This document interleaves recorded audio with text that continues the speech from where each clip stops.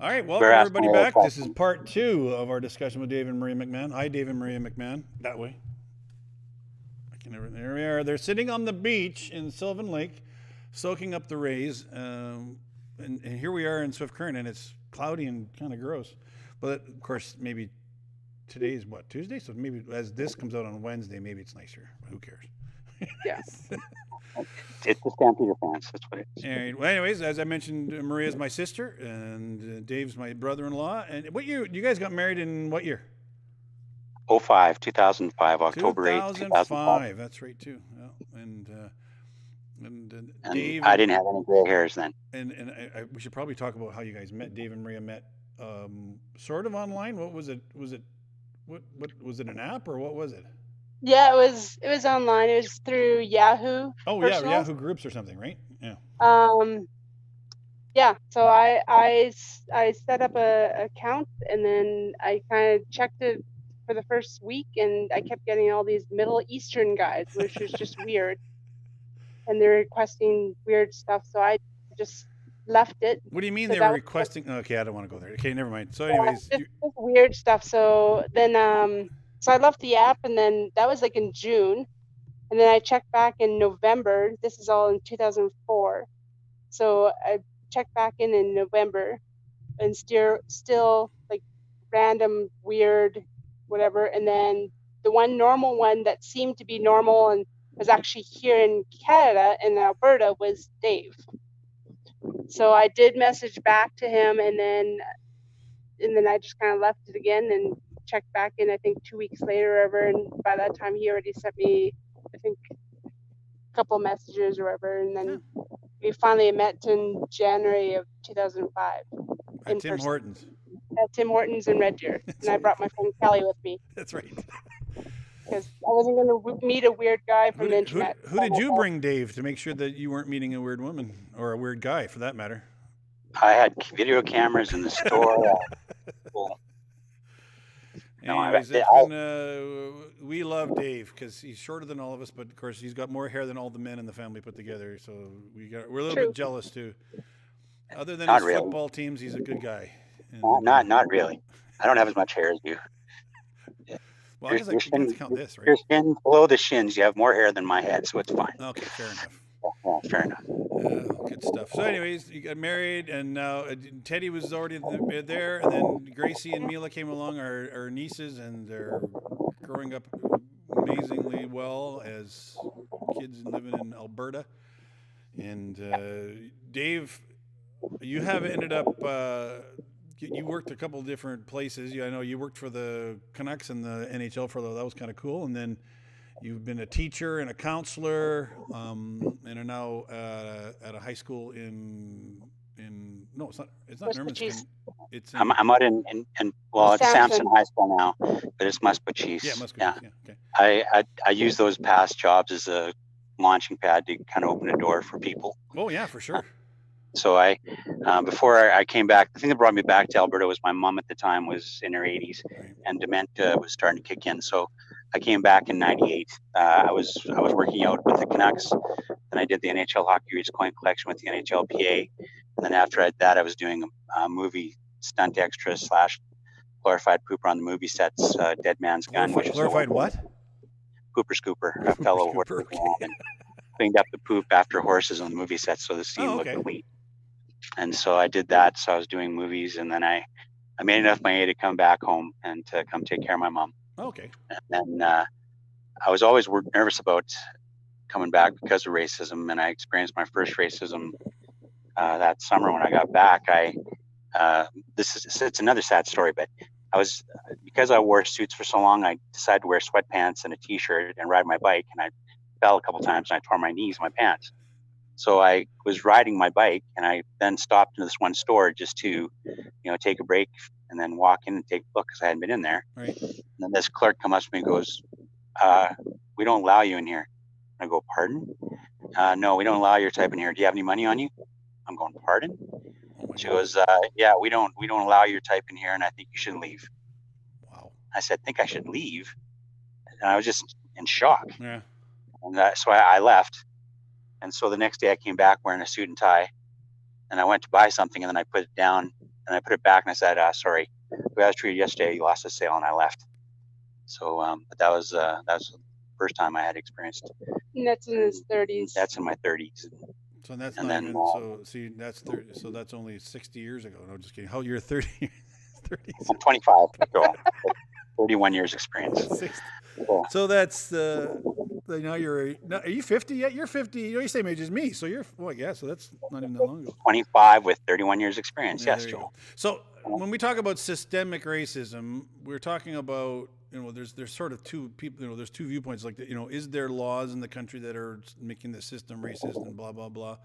But then we're also talking sort of the general milieu of the country. Now, a lot of the stuff, have we gotten rid of most of the systemic laws from the country? I don't know. The Indian Act, would that still be considered a racist document? That is a racist document as well, because of if anything that controls someone, right, that outside their will, free will, it goes back to, I think it was Lacassus and Sepulveda, and I can't remember which priest it was and which government agent, but back in Spain. And when the king of Spain was asked to, the argument was all people created equal, or does Spain have the right to rule? Right. And the law of discovery, and then that set off the Indian Act, and plus the slavery and all that, because people were no longer considered equal. They were considered that they could right to rule over anyone, and whoever's under the king, right, all that stuff could happen. So when that did happen, that allowed people to not look as people as equal, but they look at them as objects. Right. And when we talk about for God so loved the world that he gave his only begotten son, that whosoever believes will not perish but have everlasting life, love was the center point of that. Right. And when that priest and pastors and the Christian people did not stand up, they always say, a few good people need to stand up for something to happen. And showing love is the greatest way to combat racism. Right. And that comes down to a matter of pride. Am I too proud to show love to someone else, and considering what God did for me? And that's where we get into, a lot. That's where that verse comes in, because God opposes the proud. And I think as Christians, sometimes we became so proud in our Christendom and around our people and being accepted, that we forgot our mission, which was to love our neighbor as ourselves. And back when residential schools and et cetera and all that happened, the people that were in the churches that were asked to do the work of changing the native from being native. Yeah. And when John A. McDonald and a few of those other people talked about, getting rid of the native and the smallpox. I mean, before colonization, we had 22 million of us on this continent. And now, what is there? Probably 3 to 4 here in Holland. Well, if we're lucky, 3 million, 4 million in all of Canada now. In North America, or does that include Mexico too? No, just Canada right now. Okay. But when you think about it, like North America was U.S., Canada, and part of Mexico too. But there was 22 million of us back then, before 1800s on this continent, before colonization. And then from 22 million to get wiped out from 22 million, and like here in Canada, like we say, even now we're at 3 million. Yeah. And if I remember correctly, the vast majority of those were ended up not necessarily killed on purpose, but the diseases that they brought. Diseases and we talk about the the beaver hats in England, how they were so important. And since my wife's a beaver nation, right. Just wiped her out. Yeah. So so when we look at the history too, so we can look at systems that were, I mean, there may not be approved of today, but the ramifications are still trickling through our society. So when you look at, I'm thinking of residential schools, essentially the government dismantled the family unit, and that, of course, am I correct in that assumption that they dismantled families, and that those ramifications hit generation after generation, right? Well, yeah.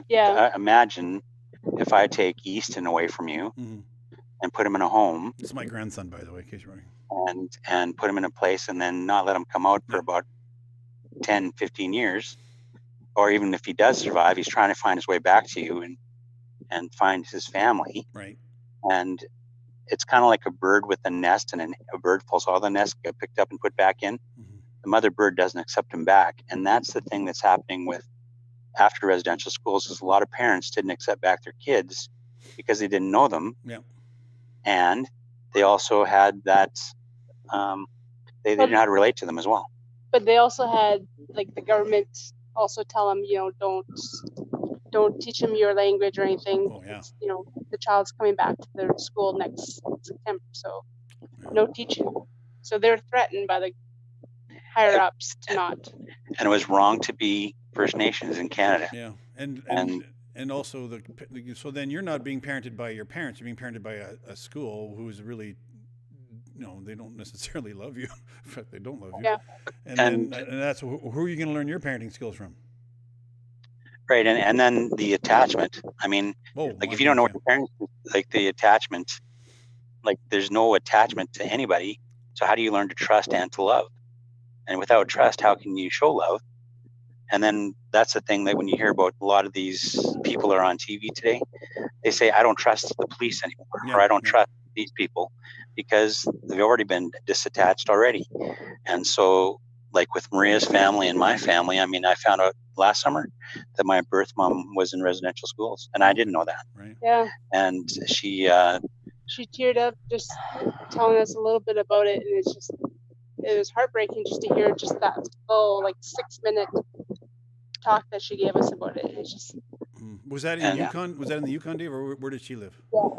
Yeah, that was in the Yukon. Okay. Yeah, she lives in Vancouver and the Yukon, so when it's warm, when it's cold, she'll go back and forth.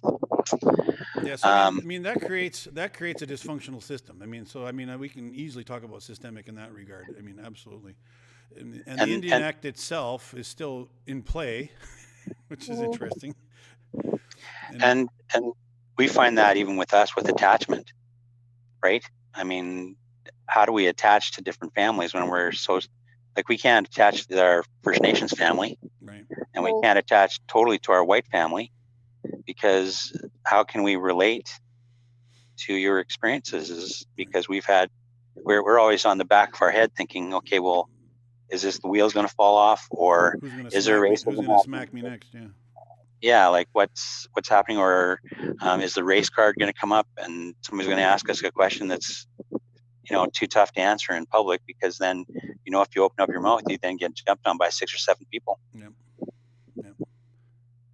Now you now work at a school, then mostly a First Nation school. Is it all First Nation school, Dave? It's an all First Nation school. Okay. So we now on the other end of the spectrum, racism on the other side, because of the Indian Act and everything that happened, we now have our own First Nation school, which is okay, but it depends what the elders are also teaching the kids. And so we, as a white person, you're known as a Munyao here in the Cree culture. Okay. And one of the big things they always say is never trust the Munyao. That's taught. So then you're a white person now? Well, because of the way I talk, without an accent, and because of my background and being involved in white companies and all that stuff, they look at me as an apple. Okay. I'm right on the outside, white in the middle. So is apple's a racist comment? Apple's a racist comment. Okay. And so the kids even deal with that at school, because some of them have white parents and First Nations parents. And so if you're a light native, you're not really accepted. And some of them have really dark skin. And so if they're a dark native, they're not accepted. What? And that's kind of what happens. And so the ones that are kind of in the middle are the ones that kind of gauge who's accepted and who's not. So that was some of the things. And that even with the for me where I work, after that movie, The Warriors, way back when we were young, that set off gangs in that area because they wanted a sense of belonging.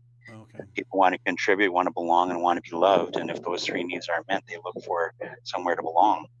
And so if they're not accepted to be First Nations, then they look to be belonging in gangs. And that sets off, they really just look to be loved. And how can you contribute with anybody if you're not loved, right? And so that's kind of what set a lot of the challenges we have where I work. They usually average about 9 suicides a year. In a school, how big is a school? Well, there's the whole school is now 11 schools altogether. Okay. We got 2 high schools. But your school, you have Our what, school is about 250? 300 people, yeah. And 9 And the high suicides with a 300 school. Was that all from the same school? No, in the community. That's Okay, so the but parents. still, that's okay. But Like- so we're looking at like- a couple thousand people. Musquecheese. Yeah, There's about 19,000 people, 19,000 in the entire. and 80% of the population is 28 years of age and younger. Wow. Okay. Okay, a lot of kids with no parents. And So the things that we're destroying is just how the parenting and family thing is still a huge pickle. Yeah, because it becomes me. I'm proud of myself, proud of my own family, proud of who I am, but also trying to develop pride. Right. And what do you tell your kid? Well, you're First Nations. Oh, is that me with John Wayne? Oh, really? I'm getting killed? Yeah, that's you, John. Yeah. Or there's walking down the street. Oh, there's a kid there's somebody on the side of the road laying down, or someone, passed out on the sidewalk. Well, that's a First Nation. Or, Yeah. well, like you have Hastings Street, like I can't remember the name of the movie, but people who live on Hastings Street, and that was documented. We used it to scare straight. Right. Well, not only did it scare people straight, but it also scared people to racism more, Oh. because they put an idea on how people are as a First Nations. So sometimes when the government or the society is trying to help, they end up being counterproductive. Is that what you're saying, Dave? Yeah, but I mean that comes down to the point of, as a body of believers, Okay. what do you believe? Right.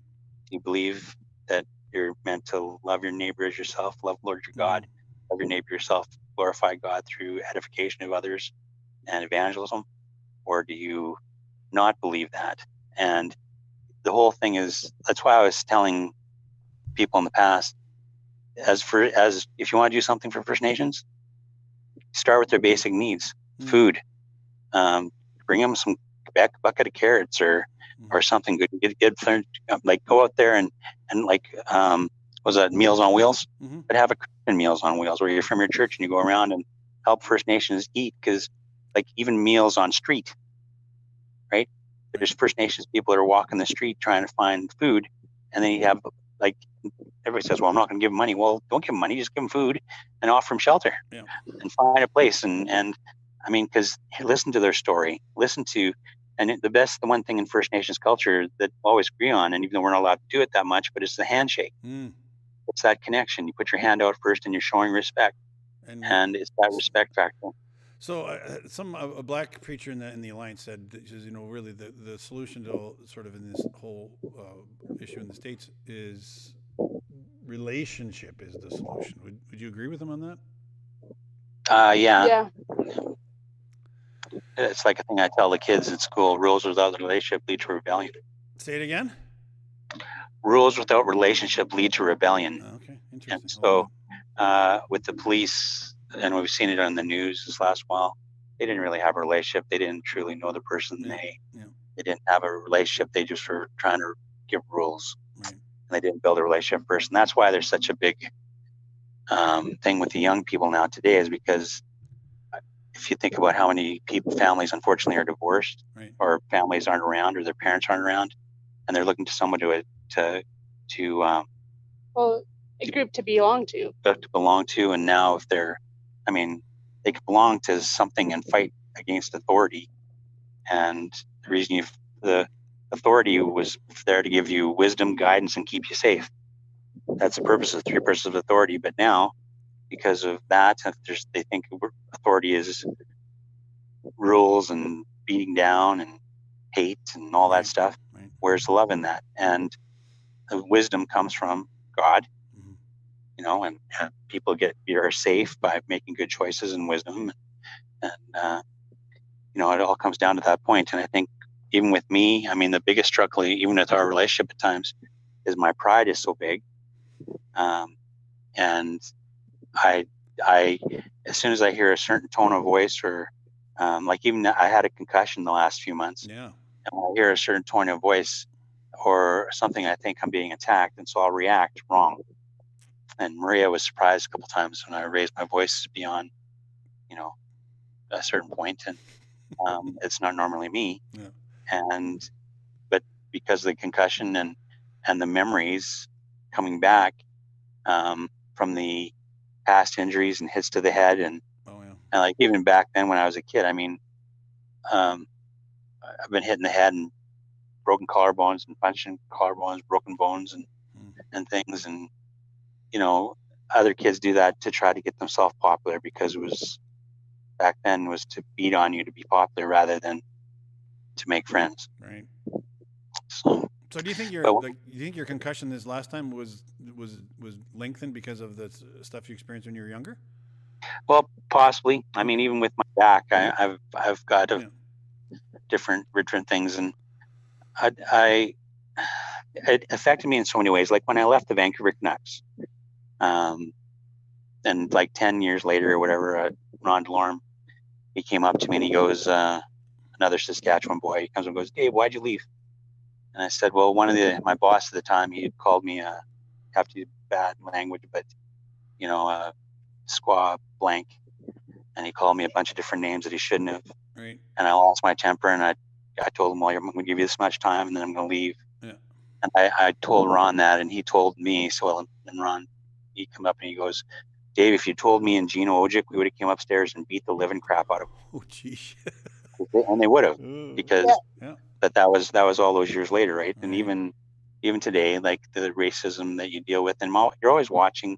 And sometimes I know it gets people sometimes frustrated that I don't stand up to certain things, or I just let things go and try to let it slide off.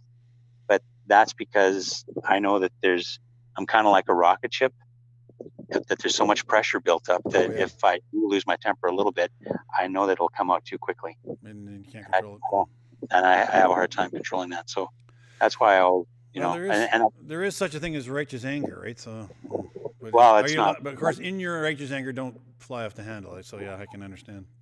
And I deal with that's why with the anger part, I really work at it not and. So when you see anger in sort of the younger kids, First Nation kids, I mean, you recognize it then?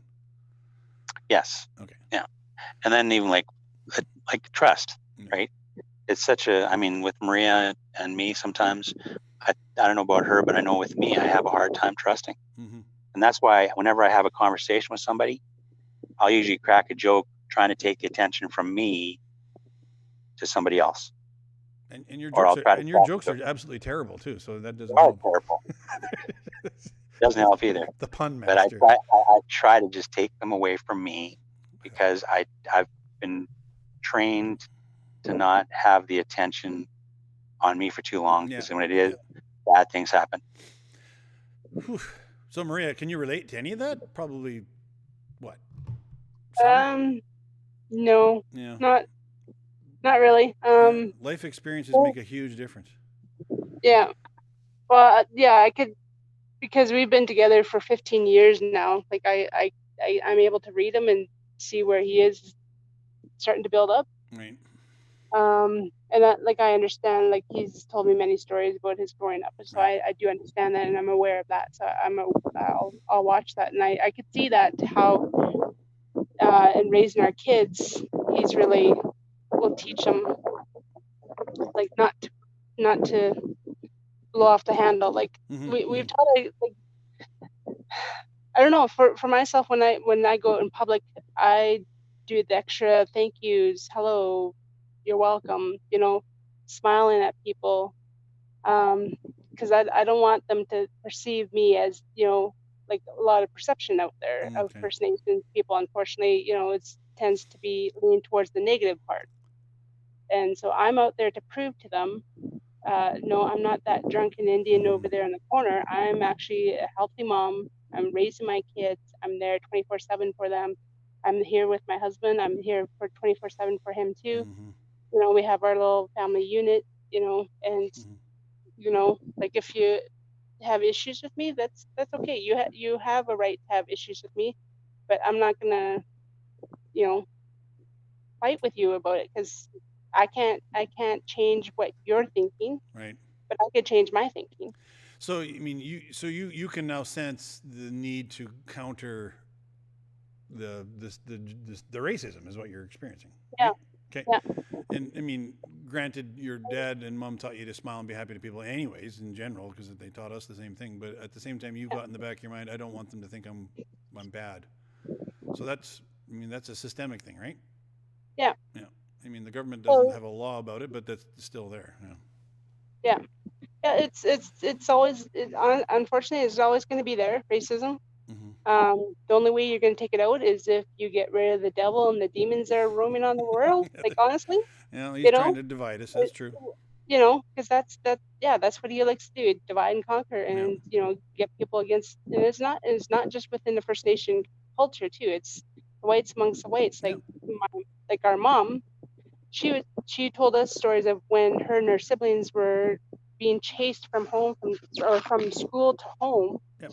because they were Germans, so they were calling them Nazis. Yep. That's white on white. Yep. Of course, then you have the black on blacks, Chinese on Chinese. Like it Yep. doesn't matter. Like it's right across the spectrum. So it's just how you you yourself deal with it. Like Yeah, if and you're it's gonna hard. fall vulnerable, or just walk away, like just pray for that person because it's sad that they're thinking that way. So And as First Nations people, like they have the medicine wheel, and so Okay. they have different colors on the medicine wheel, and so there's black, red, yellow, and white. And so they also divide. I've heard them talk about the white being the white person, black, uh, and Chinese Oh. and First Nations.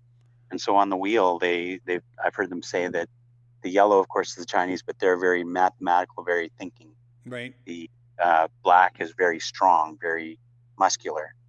The white is very me. What can I get from this? And as First Nations, we're very spiritual, and we sense the spirit. And I always remember the verse, um, our fight isn't against flesh and blood, but it's against powers and principalities of the air. And that's who's whispering in people's ear to do the things that they do. And they make those choices and do them. Mm-hmm. And it's not all fight. Like it's not people shouldn't like it's a love factor again, but it's the powers and principalities. It's not. And within the thing that where I work is they encourage that part. Listen to the spirits, listen to the voices, Right. listen to the things, and they and all. of course that way it's could be good and But unfortunately the bad. there's Yeah. there's not necessarily a discernment process there. Well, no, like I've had students come up to me in the past and say, "Oh, this spirit came to my house and told me I should kill myself." Yeah, exactly. So that And so discerning the spirits, that's actually in the Bible. So yeah. yeah, But so they're still open to the understanding that there's a spiritual realm and that there's there is in fact something else going on. well, yeah, and like I said, our fight isn't flesh and blood. Yeah, and that's And an important verse. that's fight, what's happening. Yeah, I should pop that one up. But our fight is not against flesh and blood, but against the rulers and the powers and authorities of this world. Yeah, and that's the And of problem. the air. Is that I think racism at the core is a fight against flesh and blood, right? And instead of looking to the relationship and to the God, the image of God in them, you think you're in battle with them, and you're not. Yeah. That's right. And as a man thinketh, so is he. Ooh, yeah. And what he puts in his head, and that's even come with devotions and whatever, and you're Yeah. reading the Bible and reading other verses and listening to speakers and listening to whoever. But whatever you think about is what you're going to want to do. And it's first you speak it, then you think it, then you do it, and then you believe it. Yeah. And that's kind of what happens. And these people have started believing the thoughts that have been in their head for a long time. And even with, like, I don't know, they said 22% of social media and et cetera. Like we're dealing with a lot of people that their only way to converse is through emojis and LOL and videos. The fact that you even know that word, Dave, is a bit of a miracle. So that's good. And that's a part of it. I mean, that's how they communicate. And so you get a little angry faced, fiery guy. Well, you get a whole bunch of them together on a little screen. Well, then they go chase after the other people that don't have it because they don't belong to each other. The kids want a sense of belonging. Okay, so now we're up to half an hour, you guys. What the heck? Oh, geez. Yeah, point at Dave. No, that's. So we didn't even get political correctness. You want to make anybody want to make a comment on political correctness, real quick, before I'm going to wrap this up. Well, define political correctness. Well, you define it. I'll let you do it. In political, basically, it should be thinking of others before yourself. Right. Love your neighbor yourself, and to be politically correct, the names that people call each other, we keep forgetting that Jesus said, like even with the Samaritan woman, she wasn't, or the Samaritan on the side of the road, it wasn't accepted. That's right. Because of who they were. But yet they were remembered by what they did to that beat up man on the road. Yeah. And as Christians, we have to remember that a lot of people are emotionally and spiritually beat up. Right. And they need that love from us. And love is a relationship, and it takes time. Amen. And it doesn't just go, hi, love me. Well, if you get fast love, it doesn't work too good. Where you build up the relationship and trust. Yeah. Say that again, Maria. That's where you build up the relationship and trust. Yeah, I mean, I guess it all still comes back down to relationship, right? I mean, even the woman at the well, Jesus, said, "Let me tell you about your relationships, and let me talk about this relationship with me that you can have." So, by the way, I'm convinced that the woman at the well was the first evangelist in the Bible, but I could be wrong there. She went back and told all her city. Yeah. Was she like your dad, Evie Free? Yeah, exactly. Okay. Exactly. Well, hey, like I said, I knew that. Look at that, 30 minutes. Okay, so we need to stop. I'll let Maria go. That's him. Close it off. Yeah, Maria, you can finish. Throw some comments up, Maria. Bring us home. I agree with him. Ditto. Oh. Yeah. What would if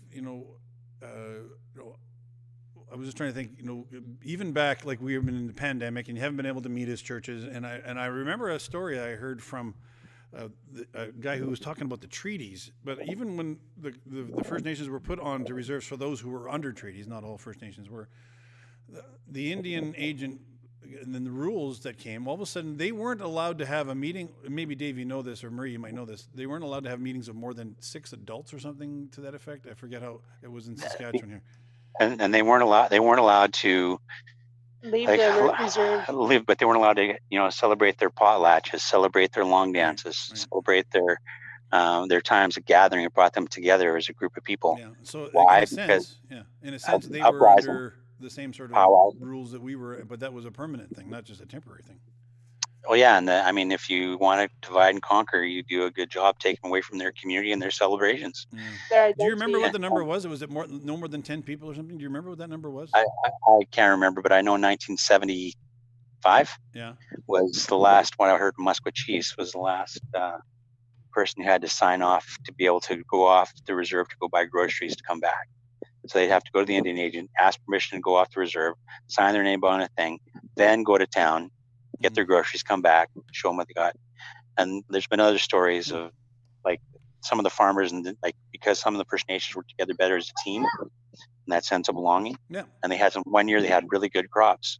Well, the farmers in the area went to the Indian agent and said, stop it, take away their farming equipment because they're getting better price than us. They have better product.